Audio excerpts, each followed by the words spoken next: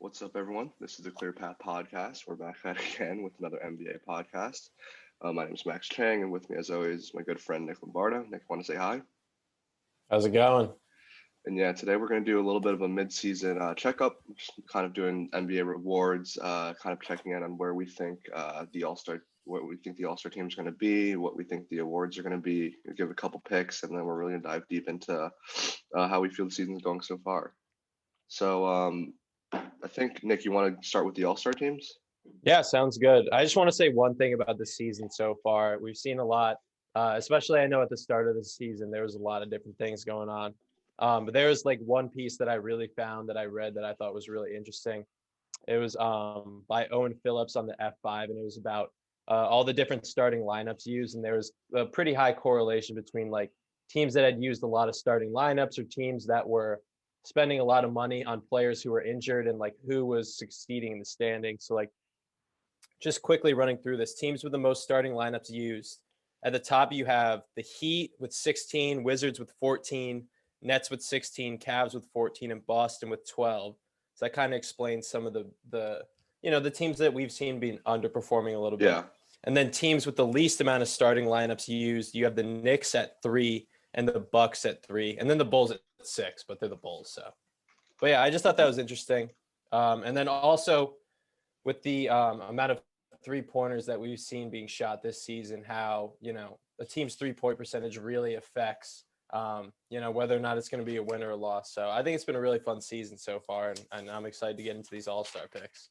Yeah, I mean, just to touch on what you just were talking about, I was watching a Magic game the other night, and the starting lineup was at guard, Michael Carter-Williams. You had James Ennis, Dwayne Bacon, Gary Clark, and Vucevic, which is just kind of insane.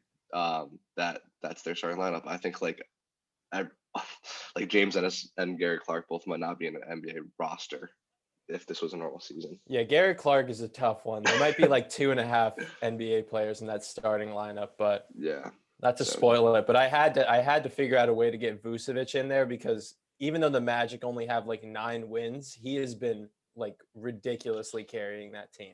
Oh my gosh! All right, so we already disagree on something, but that's so let's go getting a bit ahead of ourselves. Yeah. Do the East starters first. Yeah, sure. All right, so I had Bradley Beal, Jaylen Brown as the 2 guards, and then for the front court, I had Durant, Giannis, and Embiid. Okay. I think with the guards, there's actually not that many good guards in the East. Really, I mean there are a lot, but I was kind of looking at it. There's like the same kind of names that everyone has every year. So, but I had Kyrie at point guard, Jaylen Brown at shooting guard, and then KD, Giannis, and Embiid as well. And I ended up going with Kyrie instead of Beal. I just think that the Nets record's better. I think Kyrie has carried the Nets at like times when they've been missing one of their big 3. I think Kyrie's been really, really good this season. He deserves a lot of credit for that. And they're number 3 in the East. And I think that for me, at least, All-Star, a lot of it has to do with winning. I think that last year when Trae Young didn't make it or wasn't voted as a starter despite averaging like 30 points, like I think that has a lot to do with just you need to win in order to be a good player. I think that's entirely fair if that's the attitude you're going to take with it. The reason that I had Beal in there instead of Kyrie, even though the Wizards are terrible, is because like you just watch the Wizards. They're terrible. Like, I mean, Bertans looks like a shell of himself. He's not shooting well this season. Westbrook, his numbers are okay, but his shooting is down across the board. They have like the rookie Advia playing a lot for them. It's just like it's not a good team at all. And Bradley Beal goes out and averages 36 points a game. Like, I think it's almost tough to fault him for how bad that team is. And then the thing that got me with Kyrie is like, even though he's been playing amazing this season, shooting really efficiently, is that he did kind of leave for 5 games. So I had to factor that in there somewhere. Like, it's completely fair. It's completely fair that he left. Like, do whatever you have to do. But I am going to factor that in, that he just kind of left for 5 games. I mean, like, spoiler, but like Bradley Beal's going to make my All-Star team. All right, then we're all fine. The difference is just starting versus not. All right, let's go through the reserves then. I Yeah, had, sure. and no argument on the rest of the starting five. I Yeah, mean, yeah, Jalen obviously. Brown been playing great. Everyone's fine. Yeah, everyone's fine. So for the two guards, I had Trey Young, and I also had, I put this in as Kyrie slash Harden, and I'll explain that in a second. Okay. Then in the front court, I had Tatum, Middleton, and Bam. And then for my wild cards, I have Vucevic, and then I have one spot that I want to debate with you about. Wow. Okay. So we're really about to disagree a lot. Okay. So my two guards, I have Beal, like I talked about before, and I put Middleton as a guard. And Okay. then I put for my three front court, I put Tatum, Domantas Sabonis, and Gordon Hayward. And then for my two wild cards, I had Ben Simmons and Zach LaVine. And the reason I leave James Harden off this list is I just don't think he's played enough games in the East. And to be honest, I don't think that like I don't I think there's something to be said about like consistency, and I think he's still kind of getting it together. I don't know if he's really been playing at his best since he got to the Nets. I think they're still kind of figuring a lot of that stuff out, and it's hard to put in three All Stars from the same team when they're not doing great in their conference. Like they're third in the East, but they lose against awful teams. So I couldn't justify three All Stars for them. Yeah, I mean, so they've had a bit of a tough go because it seems like every single game one of them is out. Like Durant's been out for the last week with the COVID stuff. So why I had Kyrie and Harden in there is because I kind of want to get LaVine in there because LaVine is averaging 28 points. It's on good Yeah, efficiency. Like LaVine's my 12. Yeah, I love I LaVine. kind of want to get LaVine in there. So I'm looking at Kyrie and Harden. Like they've already been all stars for like their entire careers. Um, Kyrie left for 5 games. Harden's only played, I think, 13 games for the Nets. And I mean, when you just look at their numbers, like both of them obviously deserve to be into the All-Star game. But I don't feel super guilty about leaving one of them out to get like LaVine in there or Vucevic in there because even though their teams aren't as good, I think you can't really say this. In previous years, you probably could have said it with LaVine that he doesn't really impact winning. But I think this year it's kind of hard to say that because he's been efficient. He's trying on defense. And that Bulls team isn't like a disaster, even with all I the think kind of they're weird mix of players they have. Yeah, I think they're sneaky better than we thought they were going to be. I mean, some of the house might have to do with COVID, but I think they're probably just a little bit better. And I think that like, yeah, I want to put Zach LaVine in this, obviously. And I just think that the Nets don't deserve three All Stars. And I'm sorry if that's going to come at expense of James Harden, but Kevin Durant has been lights out, and Kyrie's having an efficient season. Harden's kind of like the odd man out, so All that's right, I'll kind of drop my thought. Harden. I'm good with Yeah. that. I'll drop Harden. So you had Sabonis in there. I looked at both of the Pacers. I looked at both Brogdon and Sabonis. Hmm. Um, they've been slipping of late. They're down to 500, I believe. Yeah, they're not as Um, great as they used to be. and yeah, what it came down to for me was I put Middleton as a front court player, and I really wanted to get Bam in there because Bam, even though their team has been worse off, I like Bam has been the only consistent player. He's leading the team, the Heat, in every stat except for steals. So I wanted to have him in there. So I mean, I don't. I'm not a hard disagree on Sabonis. I just think there are other players that are more deserving of it this year. I mean, so Sabonis right now, he's 21, 11, and 5 as their primary offense. Like you said, they do have Brogdon, and Brogdon's been having also a sneaky like all-star caliber season. But I just think that he's a number one option. He's clearly taking a step this year. This roster is fine. It's not like insane or anything. I just think he deserves a credit. And in terms of someone like Vucevic, like I know you were saying like he's been carrying the team and whatever. But I also think there's something to be said about like when there's no one on your team, it's like Kevin Love, circa 2010. Like no one's gonna. Gary Clark's not gonna be complaining if you take a couple threes that you shouldn't be taking. You know, like Michael Carter Williams is gonna just be dropping the ball to you. You're getting a lot of touches every game. And I think that winning does matter. I know they're not as good as they used to, but they're not as bad as the Magic. So I think they deserve an All Star. I understand that. I just think when it comes down to it, I think that Vucevic has been playing better basketball than Sabonis is, and that's kind of what flipped it for me. Okay. So you also have Hayward in there. Yeah. I took a look at Hayward. I took a long look at Hayward. I also took a long look at like Fred Van Fleet. Julius Randle, a couple other guys. What got me for Hayward is even though he's been playing really well, he looks back to like kind of his all-star form. Exactly. I think that Hornets team is more of a product of the entire system that's been going on. And there are a lot of times watching those games where honestly LaMelo looks like the best player on the court, or even sometimes when Terry Rozier is having a good game and you're like, all right, Terry Rozier is just going to win this game for the Hornets, I guess.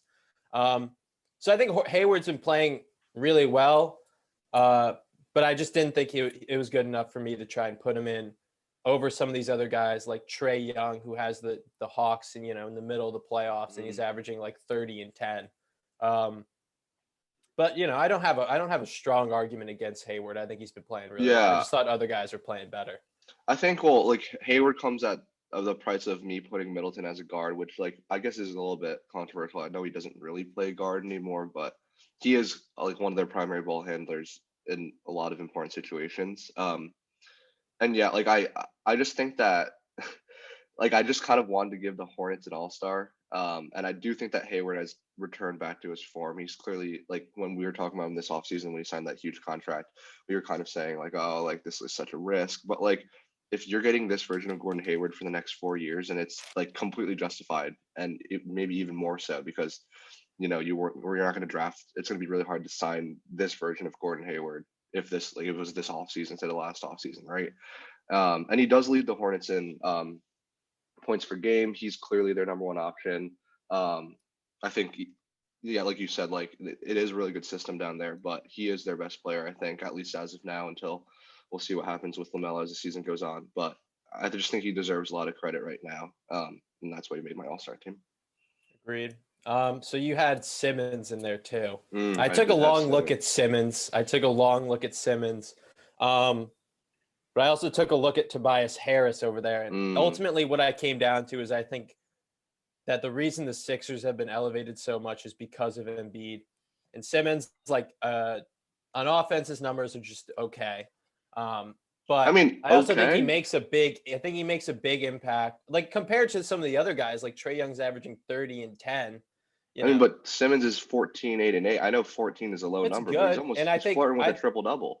So what Simmons puts me where Simmons makes it hard is I think his defense is really a game changer. I think he's one of the best defensive players in the East. And that's why it was hard for me to leave him off.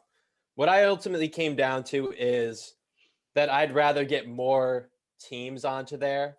And I don't know if that's a bad argument, but I wanted to recognize the people who have just been really carrying their teams because I appreciate that. So that's why I kind of had I put Trae Young, LaVine, and Vucevic in there over Simmons because he doesn't have to carry the offensive load night to night. And Embiid can do that, even though he impacts winning probably more than some of these other guys on a night to night basis. I mean, so Simmons has actually been playing a lot better in the last couple weeks. He's really kind of turning it up. And at the start of the season, he wasn't at all-star level, but now I do think he is. He is clearly one of the best defenders in the NBA. And I think I just attacked this a little bit differently. I want to reward the teams that are really good. I think that the teams that are really good deserve to get recognized for that. And the 76ers are the number one seed in the East. And no one would have said that. Very few people would have said that starting the season. We didn't say that starting the season. And I think they just deserve a lot of credit. So I can't justify that by only giving them one all-star, especially if the Hawks aren't even a playoff team right now. The Magic are one of the worst teams in the NBA. I know they've been hit by COVID, but I can't justify that, especially if Ben Simmons, I think he's nearly averaging a triple-double. He's 14, 8, and 8, but 14, 8, and 8 with good defense. And he plays aggressive sometimes. I understand that. I just think if Simmons was doing the same things that he was, and then Embiid was 15 or 20% less than what he was, the Sixers are probably in the same spot. I think it's what Embiid is doing that has kind of elevated them to this place. So I'm not trying to penalize Simmons. It's more me trying to reward the other guys who've been, playing really hard despite the lack of talent on the rest of their team. So, all right, fair enough. You want to go to the West? Yeah, we can go to the West. Okay. All right. So my starters. I don't think you're gonna like my West at all. Okay. My starters. My starters for the West are Steph, Dame at the guards, and then in the front court I have LeBron, Jokic, and Kawhi. I think Okay. that's pretty. Like I don't know how you're gonna argue against that. So we agree on four. I also have Steph, LeBron, Jokic, and Kawhi. Um, but I put Donovan Mitchell at the second Okay. guard spot. Dame does make the All Star team. Obviously, he doesn't drop out. But I mean, Donovan Mitchell is exactly what we thought Jamal Murray was going to be like coming out of the bubble. Like they both kind of went off at each other in the bubble in the playoffs, and we were like, oh man, Jamal's consistent. Like he's going to be an All Star. He played so well, and Donovan Mitchell actually is that consistent. And they're the best team in the NBA right now, record wise. I mean, we're filming this on February 13th, but they're 21-5. And me and you preseason, we were talking about how we think the Jazz are a sneaky team that may not make the playoffs if they get hit by COVID. Obviously, they've been lucky in terms of that sense, but this roster didn't change like all that much, right? This roster stayed consistent, same coach, not really a lot of differences. It's not like Gobert's kind of playing insane. Mike Conley is playing a lot better, but Yeah. a lot of that is like just Donovan Mitchell has taken, I think maybe like a half step or like a step up, and he's a real superstar now. And I don't think I could have said that about him last year. Like last year, I don't think we could have. He was inconsistent at times, but this year, he's kind of looking like more of like a Bradley Beal, like someone that can really carry the load of the offense, and you don't have to worry about him getting 25 and 5 every night. And I think that's big. Oh, totally. I think, even with the elevated play of Conley this year, you've seen also Boyan take a step back. Hmm. Like he was a 20-point scorer last year and he's not there this year. But yeah, I mean, you've seen Mitchell have a lot more of the ball handling load too and initiating a lot of offense. And that team is really tough to guard right now because everyone on that team can not only shoot threes really well, but can pass, can dribble a little bit. And so when you have Mitchell diving in, when you have the Gobert screens, Gobert just pulls in like so much attention that it's leaving these 3-point shooters open. And the Jazz, to their credit, are making a lot of quick decisions all around the team, passing the ball and getting good open shots. So, I mean, I had Mitchell in there as one of the guards at first, and then I took him off for Dame. It's because Portland is a 4 seed right now, and they haven't had DJ CJ for McCollum half of the season, and Damian. And if you look at that roster, Enes Kanter is playing a lot, Yeah, and he no. he barely played for the Celtics last year. They're just kind of piecing things together, and so I wanted to reward that. But I can't argue with you that Mitchell shouldn't be one of the 2 guards because he is probably the best player on the best team right now. Although Gobert is playing really well. Yeah. But counting stats wise, it's Mitchell, I would say. Yeah, I So, agree. Yeah. okay. So on the bench, Mitchell's my first guard. Hmm. I also have Doncic. Hmm. And then in the front court, I have Paul George, Hmm. who's having a good season, Anthony Davis, Gobert. And then Hmm. my 2 wild cards, I had Zion. And then I have my last wild card pick, but I want to talk it out with you. So you go first. Okay. So we basically have a very similar bench. I have Dame and Luca at the guards. Got AD, Paul George, and Zion Williamson as my front court.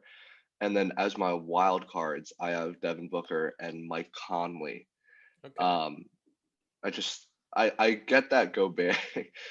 I could be convinced to switch Mike Conley to Gobert. I know that Gobert has been playing really well, but I also think that I just want to add another All Star. I liked Mike Conley a lot. I think his elevated play is a big reason why him and Mitchell they're 21-5 right now. But yeah.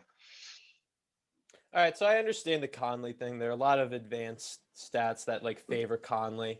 But with Gobert, I ultimately put Gobert in there because I do think on a lot of nights, even without Gobert necessarily having to have the ball a lot on offense, it's the gravity that he draws when he's rolling to the rim. He does all the kind of dirty things. He sets a million screens a game. And then on defense, you can't even really say what his impact is just by block numbers or rebound numbers because it's the amount of shots he deters every game.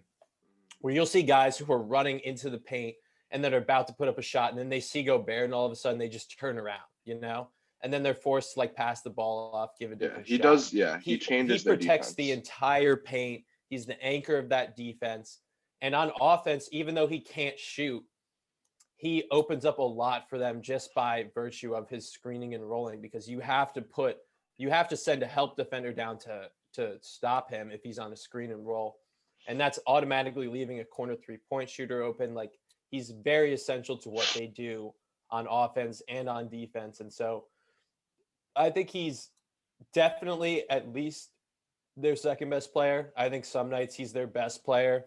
And even though Conley's been having a great season, I kind of wanted to do one perimeter and one, front court player for the Jazz. So that's why I had That's Gobert fair. in there. That's fair.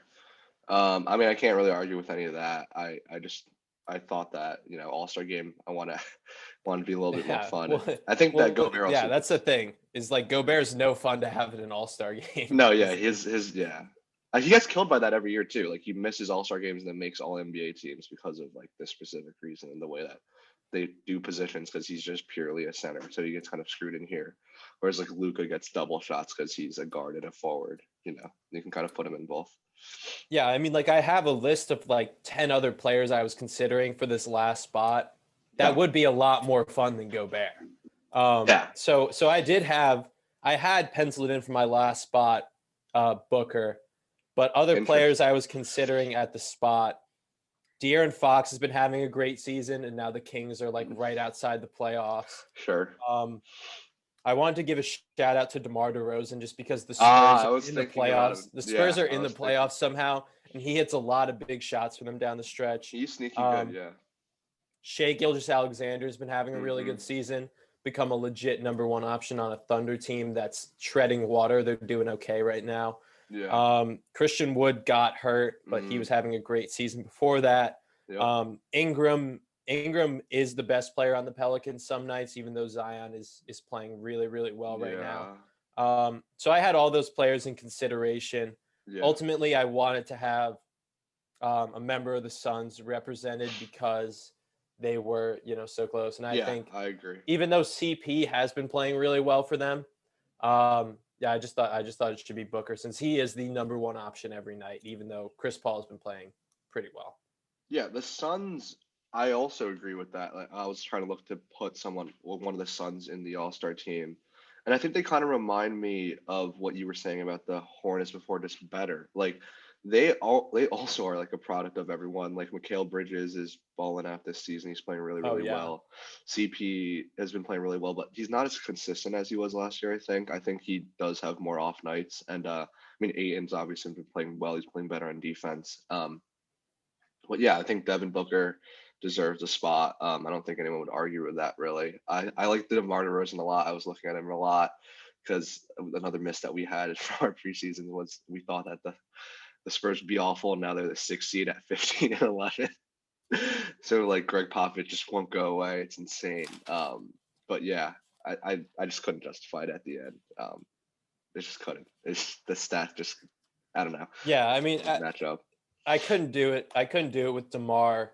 But I mean, part of the Spurs thing is that this is basically the same team that they just keep rolling over year to year. So I think it helps them that they've been able to keep the team together for the past couple of years, especially in this season. And they've been relatively, healthy with COVID and health and injuries this season. So they've been able to keep a lot of the same starting lineups running out there, and they've had most of their best players for the game. So, but I still got to shout them out because I honestly did not think they would be No, this good yeah. this season. I thought they were playing an old style of basketball, but and DeMar has been really great for that team. I have some other players that I'm going to mention for them when we talk about most improved player, because I'm really impressed with what they've been doing this season. I agree. Okay, so Yeah, I think that makes I a lot guess of that's sense. yeah, it's the All-Star teams, I guess.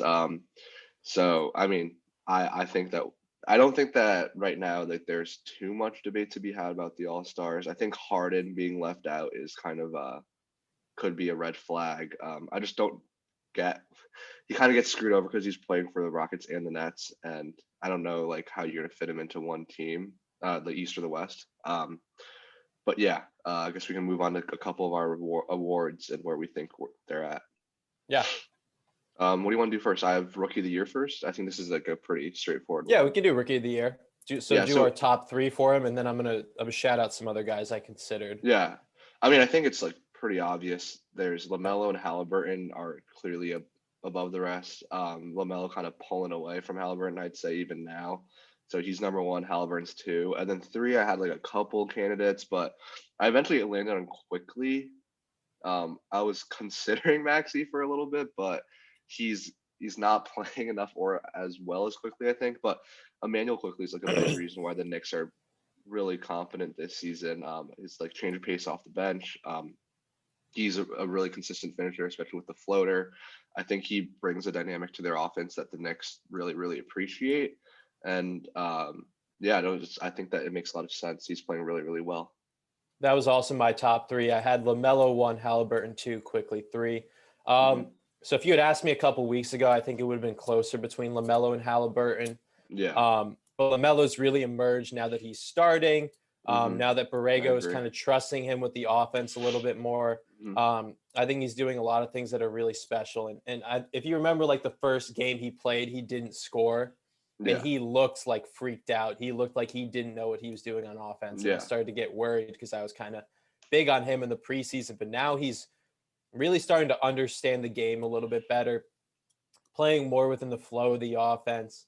And they trust him on a lot of possessions. So I think Yeah. he's really, really important to that Hornets team now in a way that even though Halliburton is really a good player, I think the nature of Halliburton, which is something that's nice, is you can play him off ball a lot more than LaMelo. Halliburton is a better defensive player in terms of Hmm. getting deflections and steals. And you don't need to run the offense through him for him to get baskets, which is a good thing. Hmm. But in terms of Doesn't counting help with stats, awards. Yeah. towards Rookie of the Year, I Hmm. will put LaMelo one, and then for three, Yeah. yeah, I had quickly there. I also looked hard at Wiseman, who started I off was. the Yeah. season pretty good. He's kind of run into a little bit of problems with Steve Kerr playing him, and I think that's a tough situation Yeah. because They're trying to um, win. they're trying to win. He went into a Yeah. team that was trying to contend this season, a team that's been, in and out of the finals conversations for the last 5 years, and he's playing next to Draymond. Yeah. So it's hard for him to learn that offense or that defense on the fly. And so I think he will still be a good player, but Hmm. I wanted to give the role to Quickly more because I think he's been impacting winning more. Yeah. I also looked at Anthony Edwards just because he's putting up Nah. large stats, but his shooting efficiency is It's terrible. all. Yeah. If you They're watch him basically play, it's not good. they're handing him It's the ball yeah. and then just saying like, I don't know, like go shoot Exactly. 40 Yeah. times a game and like do It's whatever you not. want. Yeah. So Yeah. he's not impacting winning at all. No. No. No. But He's I not a think winning player. what it kind of reminds me of is, well, for the Celtics, Jaylen Brown didn't really play all that much his first year. But Hmm. I imagine if you had given him the ball as much as they're giving Anthony Edwards the ball, you would see a similar kind of thing. Yeah. He's 38% from the field, 32% from three.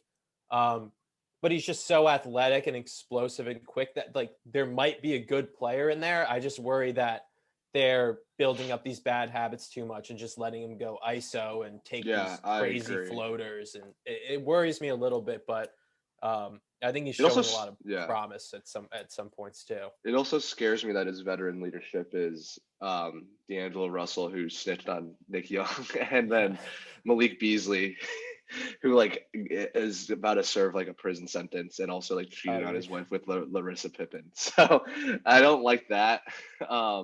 That's really concerning to me. I think that he's like if you only watched highlights, he would be Rookie of the Year. Honestly, like Yeah, yeah. his highlights are insane, but I don't know. It's really concerning watching him play. It's just not a lot of like thought. It doesn't seem like there's a lot of plan going into the attack. It's a lot of like, I'm faster than you. I can jump higher than you, so I'm just gonna score sometimes. Yeah. And that's never like really a great sign for a young player. Is like whereas Halliburton's the opposite. Halliburton like is probably not as athletic nor as good of a shooter as a lot of these guys, but he like knows the little things, little footwork stuff that gets him to the rim better than you would expect him to, and that's what people appreciate about him. So Yeah, I totally agree with that. I really like the way Halliburton plays and that he can kind of like come in and out of the flow of the game, and he knows Yeah. where to pick his spots versus Anthony Edwards. Probably a little bit because D'Angelo Russell is like Yeah. whispering in his ear, like, I think you should shoot more. Like, I think Yeah. you should shoot No. like Yeah. another 10 times a game. Like, Yeah. keep going. Yeah. So yeah, yeah, I wanted to just say apologies to, not that they were really in the rookie of the year conversation, but just other rookies that I've liked so far. Desmond Bane for the Grizzlies, who I think will Yep. be a good player. Yep. Pritchard for the Celtics is becoming Yes. legitimately important to their offensive Yeah. attack. A good role player. I saw that he was actually one of like the best 3-point shooting rookies so far. Like he was among some elite company there. Okoro has no idea what to do on offense, but his defense is really fun. He plays really hard. Yeah. Pat Williams will be something. I don't know what it is. They're just like throwing him out there, like having him guard like the best player on the other team every night. And that Bulls team is kind of a mess, but he could be something. And then Deshaun Tate on the Rockets. Oh my God. Playing hard, and I kind of like it. I mean, Juan Toscano Anderson, that if you're going to do Deshaun Tate, I think he deserves Toscano Anderson's in the G League now. Don't worry. I mean, he plays hard. He just plays hard. He'll be back. He'll be back. So do you want to do like the other awards, and we can save MVP for last? Yeah, I have coach. I think another like really straightforward one is coach of the year. I don't think we're going to disagree too much. I have Quinn Snyder, Frank Vogel, and Doc. I think typically for coach of the year, it's never really a coach that takes like a awful team to being solid unless they're like really, really awful. I think it's mostly just like the best teams. I think Quinn Snyder's clearly number one. I mean, like we talked about before, the Jazz are 21-5, so that's pretty insane. Vogel didn't get credit last season. I think he deserves a lot of credit this season. The Lakers, like everyone has been saying, has been experimenting with lineups. They have a lot of new acquisitions. They lost a lot of players in the offseason, and they're still quite literally the best team in the NBA. It's not even really close. And Doc, I think Doc, there wasn't much of a change with the Sixers roster besides you traded Josh Richardson for Seth Curry, and then you replaced Brett Brown with Doc. And then this team, Embiid has looked like a completely different player. Doc should deserve some credit for that. And they're the best team in the East. So, like, it's pretty straightforward. Yeah, that's how I feel. Yeah, I agree with most of the stuff. I think it's tough for Frank Vogel because a LeBron team will probably, like the coach for a LeBron team will probably never win. Coach of the year. That's fair. But I mean, that team is like hilarious in the switch they could flip. They were down at one point last night, like 22-2 to the Grizzlies. And they ended up winning by 10 points. Like, it's just like no problem for them. I think that team is still clearly the best team, even though the Jazz have been playing really well. So I had Quinn Snyder 1. I had Popovich 2, just because I'm impressed with, how the Spurs have been playing. And then I had Rivers 3. I think you might have like more of a case for Morey being executive of the year by just being able to switch out, being able to put in Curry, putting in Danny Green, and then also picking Maxey. I'm not sure if he was in the GM. I think he was. He was. Yeah. I like Maxey. He just comes in and gets stuff done, just taking little floaters and push shots. He's an asset. Absolutely is. So yeah, I don't have much disagreement there on Coach of the Year. I think you have good picks, and I don't disagree with Vogel being in there. But I just think it's LeBron, so it's like kind of tough. Like you never almost want to give people. I also had other notables that I just wanted to shout out. James Borrego for the Hornets. I think has been doing a really good job, especially with the way he's slowly being able to bring on LaMelo, and the way he's been able to kind of balance a lot of guys who want to get up shots on that team, like Devontae Graham, Rozier, Hayward, Bridges. There's actually, and I think he's been doing a pretty good job, kind of distributing shots between those guys. I also had Monty Williams in there with the Suns, even though sometimes their offense is like a little bit clunky, especially when it's Booker and CP on the floor. I think they're still kind of learning how to play with each other. And then sometimes Ayton isn't really as involved in the game as it seems like he should be. I think even with all of that, that's still a good team. That's probably a little bit better than we expected them to be this season. I also wanted to shout out Steven Silas. Although the Rockets have fallen off as of late, there's just been so much going on with that team. I'm sure it's not easy to coach a team that's leaders are John Wall and DeMarcus Cousins, but he's been doing a good job with it. Mhm. And then Steve Nash, even though that team is very talented, he's been dealing with a lot going on there, especially in his first year as a head coach. He dealt with Kyrie just going AWOL for 5 games and Yeah, I guess that's Harden fair. coming in and the whole fiasco. And I think and with like the Durant COVID protocols and everything, he's keeping the ship together so far. So I wanted to shout out Steve Nash. Yeah, I guess those are all fair. I don't really disagree with anything you said. I think my favorite thing about the Steven Silas was like after they traded Harden, they're like number one in the league in defending for like 2 straight weeks or something, which was kind of cool. But yeah, it's just hard to give credit to coaches for coach of the year if their team isn't extremely good. So, Agreed. but I do think that all those guys deserve credit for doing good jobs this season. Yeah, I agree. Okay, so you want to do six man of the year now? Sure. You can go with your ballot first. All right, so I have Chris Boucher at number Okay. 1. I got Jordan Clarkson at number 2, and then I got a sneaky LaMelo Ball at number 3. Although I do think he's not going to qualify for this by the end of the season because he'll have played too many games as a starter. But at least as of now, off the bench, I think he has legitimate reasons to be a six man of the year candidate. Chris Boucher, uh, I don't think he single-handedly turned around that Raptors season, but I think he played a huge part in turning around the Raptors season. Like we've documented well before on this channel. The Raptors were really awful and definitely a lot worse than most people thought they were going to be, except me because I'm a genius. But Chris Boucher is like a real force on defense. He blocks shots. He reminds me of what Brook Lopez was doing for the Bucks. And you kind of look at him and he's like this skinny, like he almost looks like he weighs 100 pounds, but he's like 7'3". But he shoots threes, he blocks shots, and he makes a real impact off the bench. He's kind of exactly what you want a modern big to be. And he deserves a lot of credit for that. Jordan Clarkson off the bench, spark plug, not much to say. The Jazz rely on him for scoring. He's oftentimes takes very big shots for them in the clutch. Not much to say there. Makes a lot of sense. And LaMelo, before like off the bench also, he had like the best plus minus off the bench, I think, for the Hornets first stretch there. And he just changes the game when he has the ball in his hands, which is it's a lot very nice to watch. And I was also really wrong about him preseason. He's going to be a legit NBA player, and that's it's better than I thought he was going to be.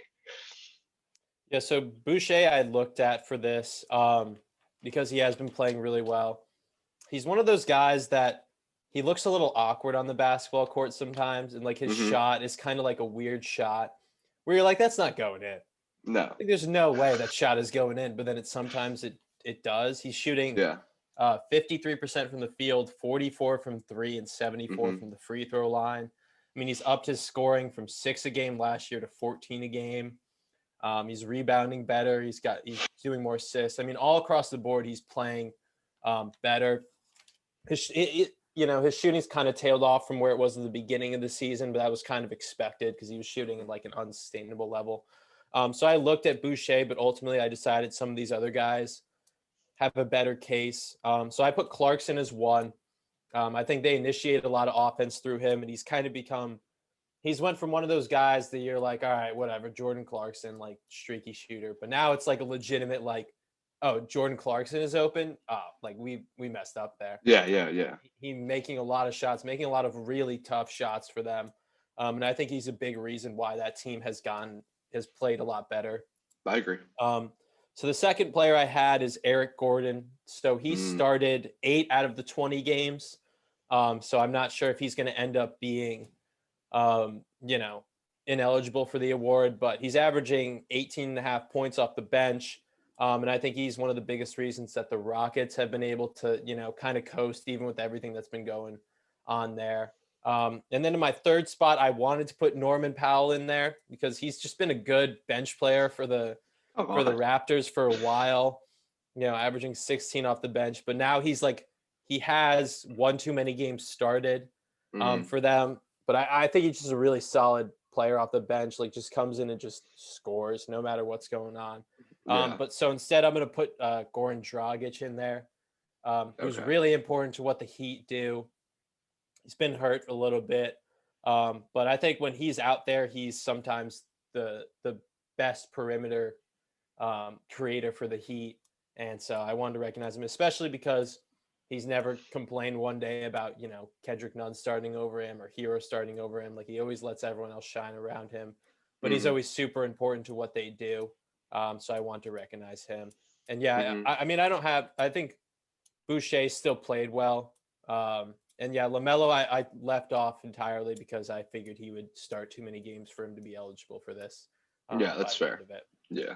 I think Goran Dragic is a sneaky good pick. I know the Heat have been awful, but he's another one that changes the pace of the game when he steps on the court, which is really, really important. Yeah. So let's want to move on to most improved. Yeah. Okay. So this is kind of my favorite award every year. I think it just gives a lot of credit to guys who've worked really, really hard, and I love seeing like potential fulfilled, which is mostly a lot of times what this award is about. So number one, I have my favorite player this season, which is Colin Sexton. He's been lights out, balling. Sexland all the way. That team is competent, and I think that's a huge part because he's taken a huge step. I have number two. I have Christian Wood. I know that like last season, it's not much of an improvement if you look at his small sample size from when he started last season, but I think that now with like a starting role and like a real like number one option games on the Rockets, like he's really stepped up. I think he's 21-10 now or 23-10. He's like a borderline all-star, and that's much better than he was in the past. And then finally at Jeremy Grant, and I think that it's something to be said about like the team is really awful, but Jeremy Grant is like a rare case of completely betting on yourself, going away from what you've been your entire career, and he was 100% right. Like he was like, I want to be the number one option because I know I'm good. And most of the time when people say that, like they are not that good. And I think Jeremy Grant averaged less than 10 points last season on the Nuggets. And people were like, oh yeah, he's just a good defensive player. You can put him on LeBron. Like, yeah, sure, 20 mil a year for a guy like that, I guess. But now he's like 24, like 6 and like 3 and like good efficiencies. Like he is clearly the best player on the Pistons. Blake Griffin has fallen off a cliff, and the Pistons have been awful. But he like set some record. I think it was like the most 20-point games or 20 points per game scored in like the debut for a player on a team or something like that. It was ridiculous. Like he's balling out. He's playing well, and he deserves credit for that. Like he bet on himself, and he was right. Yeah, so I have all those players in my consideration too. So these are the players that I considered for this award, and then I have some shout outs that I'll give afterwards. But Boucher, Grant, Julius Randle, Colin Sexton, Gordon Hayward, Christian Wood, Jaylen Brown, and Shea. So I kind of like went through and looked at all their stats, and ultimately what I decided I want my most improved player to be was not only the biggest jump in stats, but the biggest jump in like kind of being the guy. And so while I did consider Sexton, he's playing a lot better than he was last season. But the jump in his stats isn't anything crazy compared to the other guys. So it's kind of tough with the most improved player because Colin Sexton has kind of made that jump to, like good stats, bad team to like, okay, he's legitimately impacting winning this season, even though the Cavs are kind of tailed off.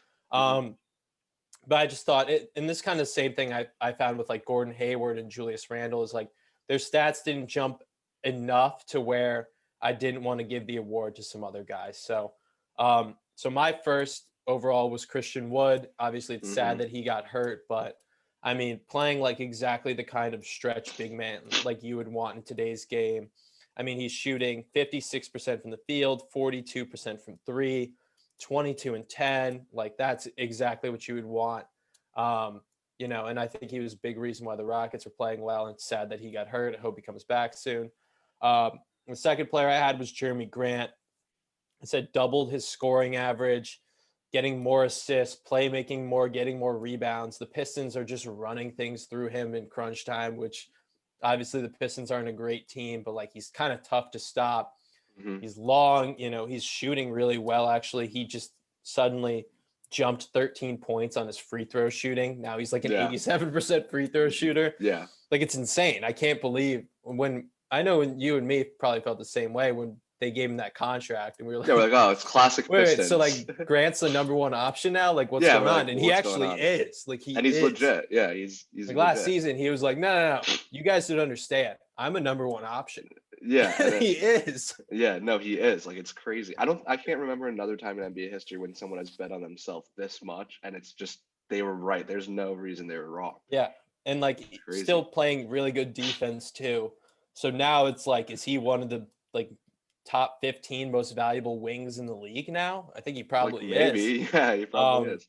And then third, I had Jaylen Brown because he made the leap from star to superstar. He's legitimate number one option now on a team that now has two number one options.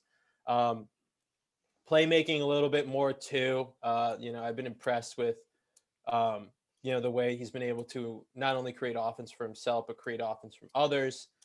Jumps up in his efficiency. So last year he was 20 points a game and 2 assists. This year he's 26 a game and 4 assists.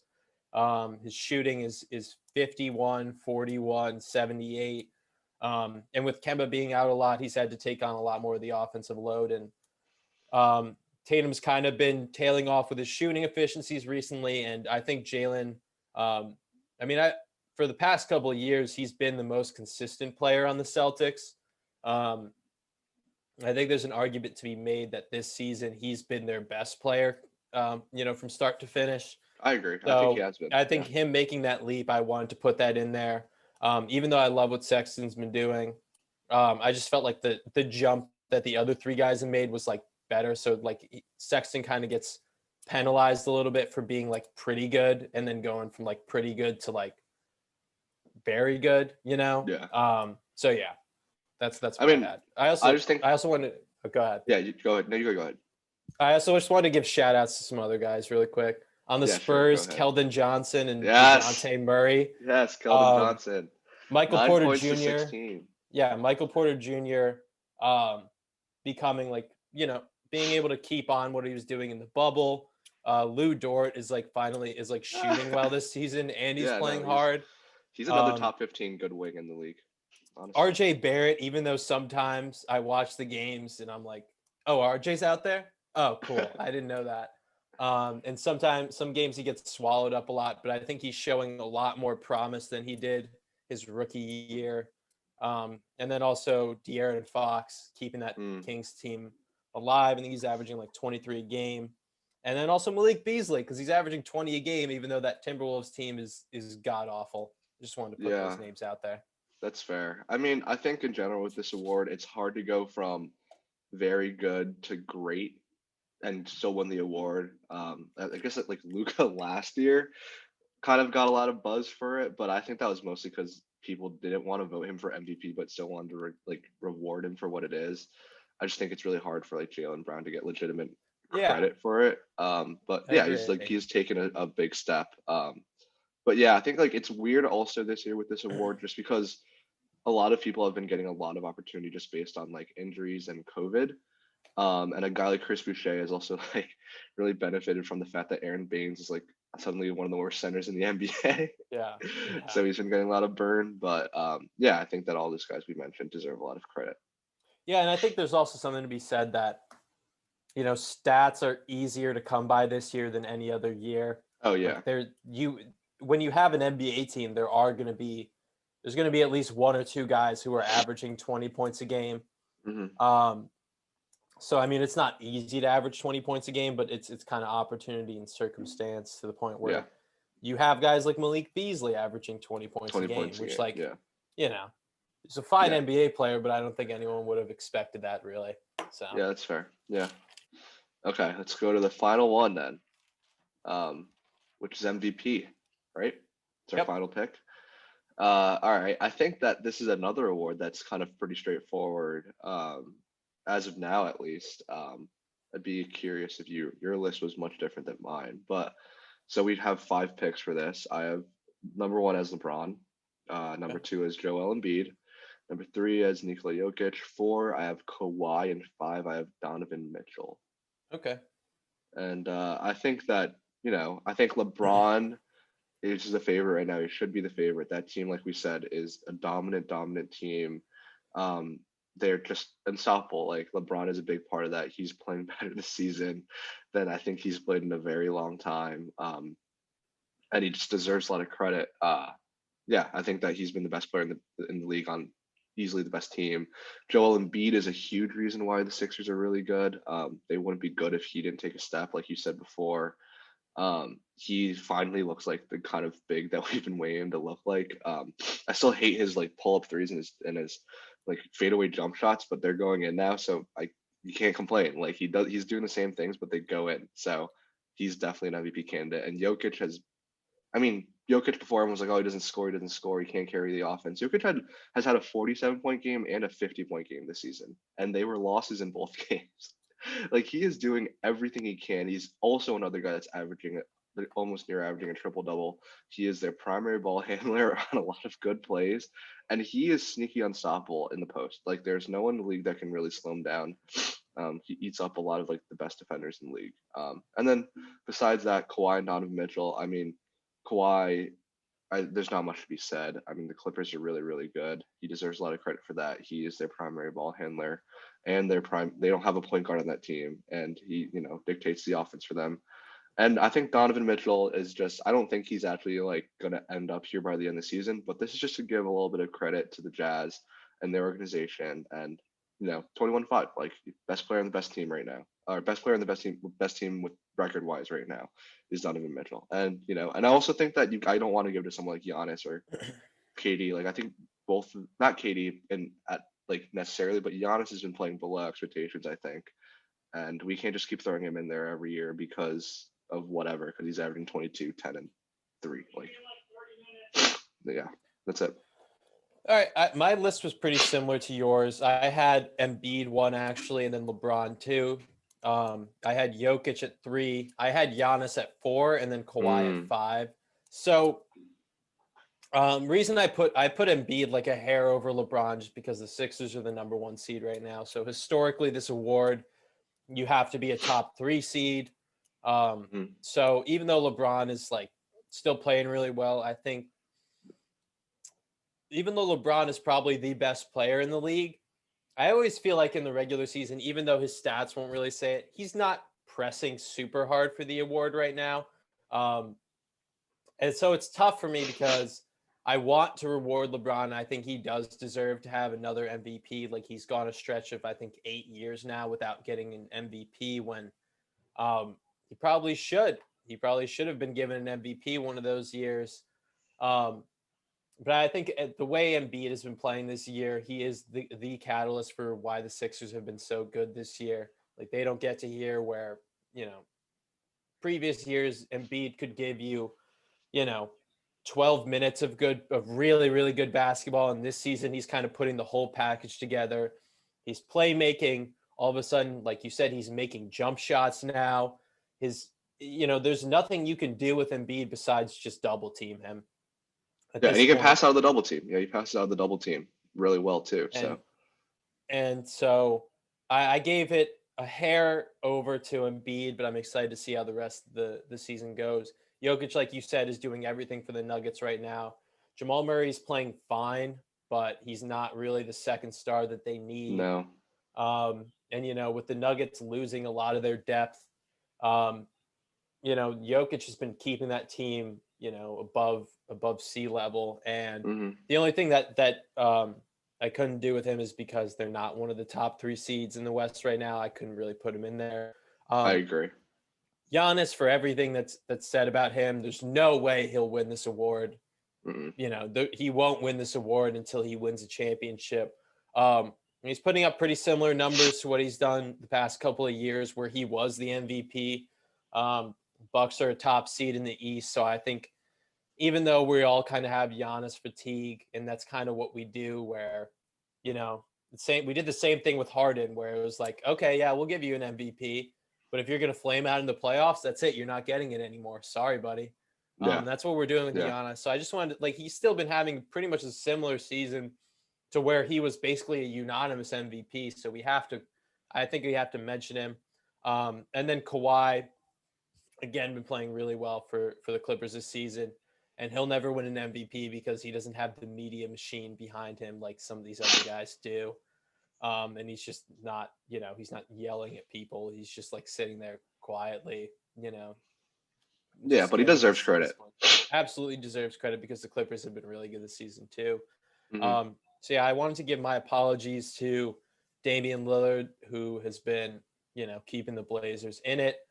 Steph Curry is putting up stats Yes. similar to his unanimous MVP year. Hmm. And for everyone asking why he's not in the MVP discussion, he should be in the discussion, but the reason he's not the MVP is because that team isn't very good and they're not a top seed in the Yeah, you in the can't in the give the playoffs. MVP. Yeah, you can't give the MVP to a player on a team that isn't a top three, unless it's like this guy, like it's Russell Westbrook averaging a triple double, which hasn't been done since Oscar Robertson. Like then Which we I have a think that was a conversation. little bit overrated as well. I think that was a Yeah, I little mean, bit overrated. yeah, Um, I agree, but it, you need to have a storyline like that, and Steph is playing extremely well, but it's not anything that we haven't seen before, so it's kind of hard to justify that. yeah, I think the MVP is you're playing the best basketball. You're the best player on a team that is playing for NBA Finals contention. Exactly. Yeah. And I think Embiid, LeBron, and Jokic are there. I don't see that Curry team, the Warriors team, really being able to compete for a finals without Clay, which is sad. But I mean, and also stats are easier to come by this season. So while it's still obviously extremely impressive that he's putting up 30 on such great efficiency, it's a little bit less crazy than it was when he won the MVP years. Yeah. But still, he's been doing so much for that team. And to see where they progressed from at the start of the season, where it looked really bad at times, where Curry wasn't really sure what to do because he wasn't playing with these guys that had such gravity as shooters anymore. Like, when Juan Toscano Anderson or Andrew Wiggins are out there with the ball, the defenses aren't really as cued in on them as they are on stopping Steph. So No. been impressive to see what he does. I also put Mitchell and Gobert in there. The reason I didn't have Mitchell in there is because I think Gobert is very important to what they do as well. And it's Sure. hard for me to separate those guys. So it's kind of tough that they get, a little bit discriminated against because they have such a good team player. But it is like MVP is an individual award at the end of the day. Yeah. So even though they're playing great, I'll give my apologies to them, but I don't think either one of them have been playing as individually good as these other players. And then Durant, who looks like Durant, great shooting efficiency. Obviously sucks that he's been out for the last week, but I mean, he's kind of been keeping that team together and giving up a little bit of the ball handling responsibilities to Harden, and still being like the best spot up shooter of all time. Like some possessions where they just have him like standing around the In the 3-point corner. line. Yeah. Well, Harden and Kyrie like dribble all around, and I'm like, yeah, it's kind of nice that you just have one of the best shooters of all time just standing on the wing as like a third option Yeah. on this play. Yeah. So yeah, I agree. I just want to point out one thing before we wrap this up. Nikola Jokic is this season's averaging 27, 11 rebounds, and 8.6 assists. And last season he had averaged like 19. And we really never thought that he was going to be a huge scorer. And maybe we should be talking more about that. I think it's been kind of insane how good he's been this season. But agreed. yeah. Yeah, so that was kind of our midseason wrap up or a midseason check in, in terms of awards and how we think the season's going. Just let us know what you think. And yeah, we'll come back in hopefully soon. Before we go, do you still have do you have your finals picks that you want to update, or do you want to keep what do you want to say for that? I think when the Nets had traded for Harden, I thought that my finals picks, I think my finals picks preseason were the Lakers and the Nets, if I don't remember incorrectly. Um, and I thought that would help a lot. And now I'm getting a little bit concerned because they keep losing to like the Pistons and like the Grizzlies, and like I don't know what to do with that information. But I guess I'm holding on for now. I just think that I think Kyrie said this the other day. I was like, I don't think any team can beat us 4 times in 7 games, and Oh Like I no, know the no, numbers, no, no. and then I know the numbers say otherwise, but like he's kind of right. Like I don't know a single team that can beat them 4 times in 7 games. Like I could see a bad team beating them once in a game, like once in 2 games, but 4 times in 7 games, I don't know about that. That team's too good. All right, How let's about have you? the quick Nets conversation because that was my finals pick. I had Nets Lakers before the season. I doubled down on it after the Harden trade. I'm still in on Nets Lakers. I think that will be the teams to get there. But I'm concerned about the Nets right now because whenever I see a quote from someone that's like, when we flip that switch, man, be careful. Like, watch out. We're going to be in it. I get concerned because it's the same stuff that Kyrie and all the Celtics were saying 2 years ago when that team was a mess, when they had a million guys trying to get shots on that team.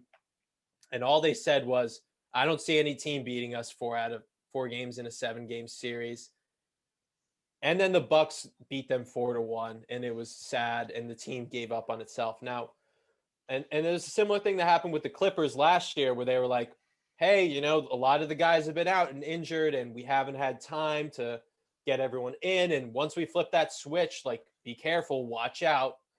And then they couldn't flip the switch. They were down 3-1, and the switch didn't go off, And so, while they're an extremely talented team, there's a lot of talent in the league this year.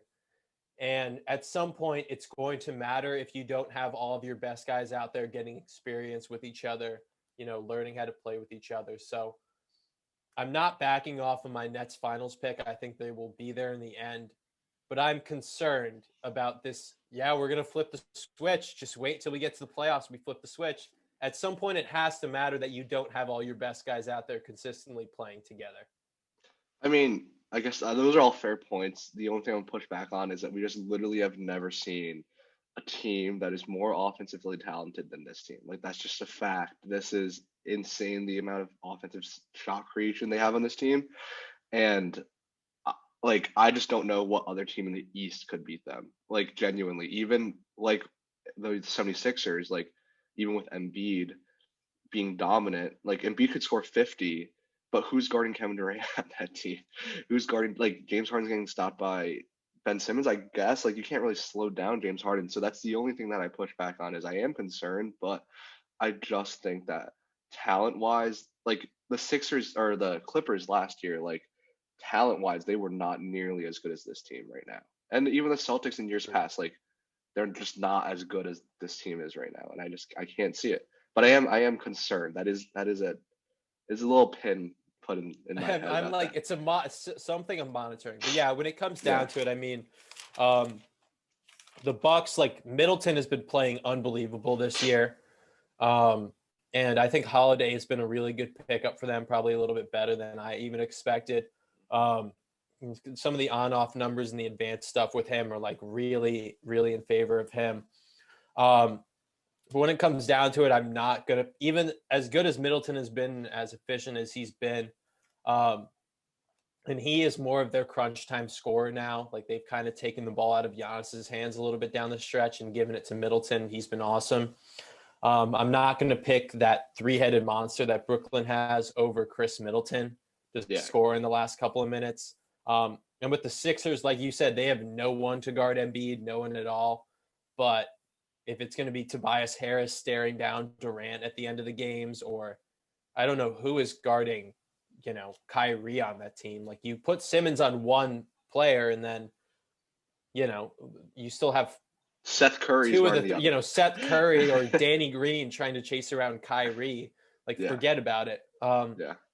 So And then the Celtics, I just think don't have enough scoring to get past the Nets. And the Nets are really amazing on offense when you watch them, where they'll just score 12 points in like 2 minutes just because yeah, they just get they great can. shots. Yeah. The team that I think actually might have the best chance to beat the Nets is actually the Miami Heat, and this is why. Miami has a lot of players who are very talented on offense. It's similar almost to the Jazz, where they make a lot of really quick decisions. All the players can dribble, pass, and score. And even though they've kind of been a mess health wise this season, if they can get everyone back, they have a closer in Jimmy. They have Bam, who's, this ridiculous athletic freak who the Nets are not going to have anyone who's going to be able to go up against them. And then they have a lot of players who are really smart cutters. One of the things that I've noticed that the Nets have been doing this season is they've been kind of doing almost like off-ball switches that are very easy for them, where you can watch sometimes like Harden is in the corner, right? And they'll have like two players just switch spots, like on offense, switch spots, and Harden won't move. Where they'll just say like, all right, they'll just pass the guy off to the other one. So where even though they're playing man defense, they're just like passing these guys off, and there's no real reason for it. They could have Harden just keep walking over to the other guy, but it's kind of like a save energy for them, like whatever, let's just have someone else deal with it. So I think that's fine in the regular season, but Kyrie and Harden both get into the habit of just kind of watching the ball sometimes and not being as engaged off ball and being kind of lazy with their switches. And I think the Heat are a team that really exploited teams in the playoffs last year, like the Bucks and the Celtics, with their great off ball cutting. So I just think that's something to monitor, that, if they're going to be really playing really hard, making these off ball cuts, making these kind of, offensive actions, I think it's something that the Nets are going to have trouble stopping at some points. And they have the defensive players to where they can bother the Nets a little bit. So they might be the toughest matchup in my eyes. Yeah, and it's going to shape out well for them because the Heat have had a really slow start to this season. They're currently outside the playoff, like they're in the 9 seed. Yeah. I would be shocked if they missed the playoffs. But if the Nets are going to be like a 3 seed, and I don't think the Heat can get to 6, but maybe the Heat could get to 6. Who knows? But that could be a first round matchup that would spell a lot of problems for them. So I guess it's a good nugget. It's good, something to keep our eye on. Absolutely. Okay, yeah. So all right, so that was the end. This is the end of the podcast. Thanks for tuning in. We're gonna check back in as news comes along, and excited to see how the rest of the season goes.